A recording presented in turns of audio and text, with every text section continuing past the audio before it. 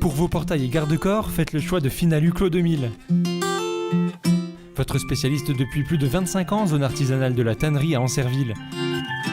Contactez-nous pour vos études et rénovations 03 29 75 22 25 ou sur clos2000.fr.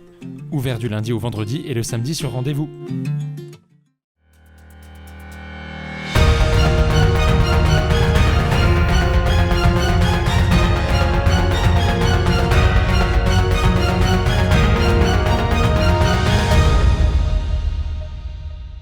Bonsoir à tous, bienvenue dans votre journal du lundi 6 juillet 2020. À la une de cette édition, un nouveau maire pour Sermaises-les-Bains, il nous présentera ses grands projets. Et pour finir, nous prendrons la direction du lac du Der pour être au plus proche de la faune sauvage.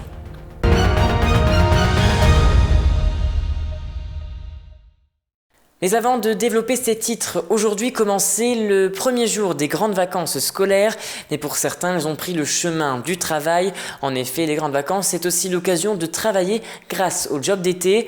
À Vitry-le-François, pour les jeunes âgés de plus de 17 ans et demi, ils peuvent travailler durant 3 semaines au sein des services municipaux et de l'agglomération.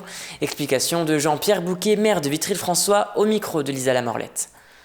On souhaite que des jeunes de la ville et de la communauté de communes puissent vivre leur première expérience de travail, et donc c'est aussi une action solidaire, c'est une action tournée vers un soutien à la jeunesse.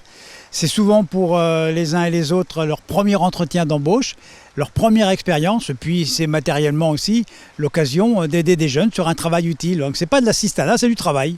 Ce vendredi 3 juillet, les plus jeunes employés ont participé durant 2 journées à une formation avant le grand jour, et pour certains, c'est leur premier emploi. Donc je viens d'avoir 18 ans, donc c'est mon premier job d'été. Donc oui, c'est une des premières fois que je travaille. J'ai postulé ailleurs aussi, mais donc j'ai été recruté ici, donc je suis naturellement venu ici. Mais c'est une vraie opportunité de pouvoir travailler dans sa ville simplement, et puis surtout d'avoir cette multitude d'activités qui sont proposées, c'est une vraie chance. Merci également à Benjamin Véville pour les images. Restons toujours dans la Marne, puisqu'à Sermaises-les-Bains, un nouveau maire a été élu. Il s'agit de Saïd Yacoubi. Il s'était présenté aux élections municipales de 2014, mais il n'avait pas réussi à décrocher l'écharpe tricolore. Il avait alors fait la promesse de revenir en 2020, une promesse qu'il a tenue, et cette année il a obtenu 42,8% des voix. Il se retrouve ainsi à la tête de la mairie. Lisa Lamorlette et Benjamin Véville sont allés à sa rencontre afin qu'il nous présente ses grands projets pour la commune. Sermaises-les-Bains est une petite commune de 1900 habitants dans le département de la Marne. Située à égale distance des villes de Bar-le-Duc, Vitry-le-François et Saint-Dizier, elle a connu tant la splendeur que la misère à travers son histoire. Autrefois ville thermale grâce à sa source, célèbre pour ses vertus, elle était un lieu incontournable jusqu'au milieu du XXe siècle. Son eau est mise en bouteille dans les années 1970 avant de faire des anciennes thermes un restaurant, une salle de danse et un bowling. En 1983, cela devient une discothèque nommée Magnum, mais désormais c'est un champ de ruines depuis l'incendie de l'établissement que l'on appelait alors H2O en octobre 2013. Et les destructions, les Sermésiens les ont bien connues. Après la Première Guerre mondiale, la ville est détruite à 80%, à tel point que cette fontaine semble être la seule à ne pas être touchée. Sermaises-les-Bains, c'est aussi le symbole d'une ville industrielle, avec sa cité ouvrière, sa forge, ses scieries, son chantier naval et aussi sa raffinerie. Dans la seconde moitié du 19e siècle s'est installée une sucrerie qui, après bien des remaniements, a définitivement fermé en 2015. À l'origine, c'était une toute petite boîte qui traitait l'alcool de betterave. Progressivement, les années aidant, ça s'est transformé. Et puis, nous avons eu progressivement des travaux relativement importants qui ont fait que l'usine s'est trouvée avec des dimensions correctes en fin de compte, jusque dans les années 70 où il y avait la sucrerie qui existait, donc avec une campagne sucrière tous les ans, et la raffinerie qui traitait les sirops de la sucrerie en suivant. La sucrerie s'est arrêtée dans les années 70-71 et après donc c'est le conditionnement qui a été mis en place progressivement. Cette sucrerie est aujourd'hui une friche industrielle. Pourtant autrefois c'était un des symboles de la prospérité de la ville.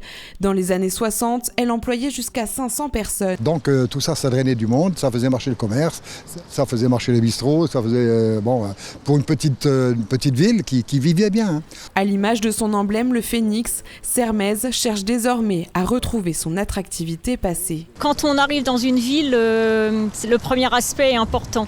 Et je pense qu'actuellement, ça peut un petit peu dérouter les gens de se dire c'est pas très vivant, c'est pas très fleuri, les façades des commerces se ferment petit à petit. Et je pense qu'il faut essayer de retrouver un vrai attrait. Son collège est flambant neuf et de nouvelles entreprises prospèrent comme Alphaflex, spécialisée en tuyauterie, qui emploie près de 80 personnes. Désormais, c'est Saïd Yacoubi, le nouveau maire de la commune. Cet enfant du pays compte bien redorer l'image de sa ville avec son équipe et cela passera par des projets d'embellissement. La chose qu'on fera, qui nous est demandé, c'est la réfection de la piscine, déjà. Après, le presbytère, c'est la maison où c'était le centre culturel quand j'étais gamin, parce qu'il n'y avait pas de centre culturel avant. Donc ça, c'est une salle qu'on va refaire avec le logement du curé, puisque c'était le logement du curé qui était à côté. Donc ça, c'est la deuxième priorité qu'on va se faire. Donc, et troisièmement, en travaux, ça sera la rénovation de la cité ouvrière Les Platanes. Mais bon, je crois que c'est déjà engagé par le conseil qui va sortir. Donc ça sera les trois gros chantiers déjà. Idéalement placé au carrefour de plusieurs bassins de vie, le maire compte bien jouer sur cet atout en proposant de nouvelles parcelles constructibles pour séduire de nouveaux habitants. Toute l'année, de nombreuses espèces viennent se loger au lac du Der. C'est pourquoi des visites guidées sont organisées pour mieux connaître la faune sauvage. Antoine Cubexo est guide ornithologue et pour lui, les oiseaux n'ont aucun secret. Un reportage avec Benjamin Viville.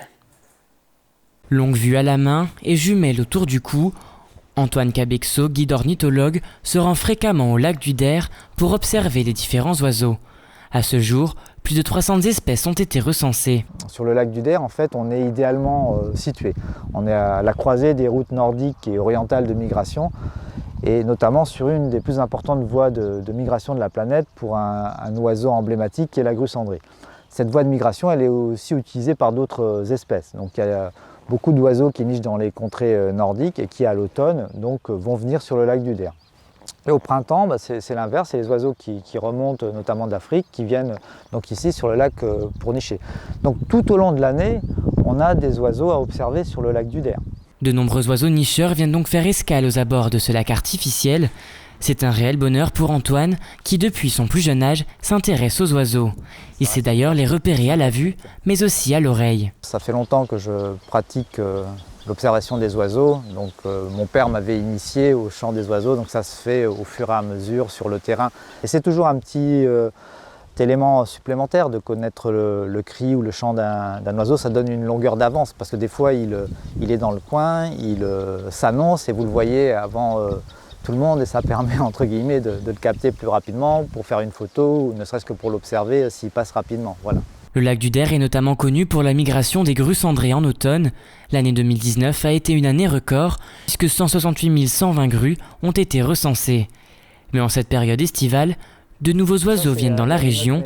C'est le cas de la russerolle turdoïde. C'est un oiseau qui va être présent sur le lac principalement, disons, la fin avril, début mai jusqu'au mois d'août, septembre maximum et qui ensuite repart en Afrique.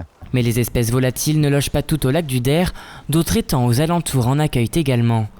Des observatoires ont d'ailleurs été installés pour être au plus proche de la faune sauvage. Mais au lendemain de la crise de la Covid-19, le port du masque est devenu obligatoire. Ce guide ornithologue organise des visites de groupe, mais au vu de la crise sanitaire, il a dû apporter quelques modifications dans son organisation. En général, au maximum, je prends 8 personnes, donc on est avec moi, ça fait 9 maximum. Donc on est à peu près dans le raisonnable, je dirais, pour ce genre de sortie. Quand je commence ou je finis la sortie, je désinfecte mon matériel. Et donc il y a du gel aussi hydroalcoolique qui est mis à disposition des participants. Après ces mois de confinement, il est temps pour les amoureux de la nature de reprendre leur envol.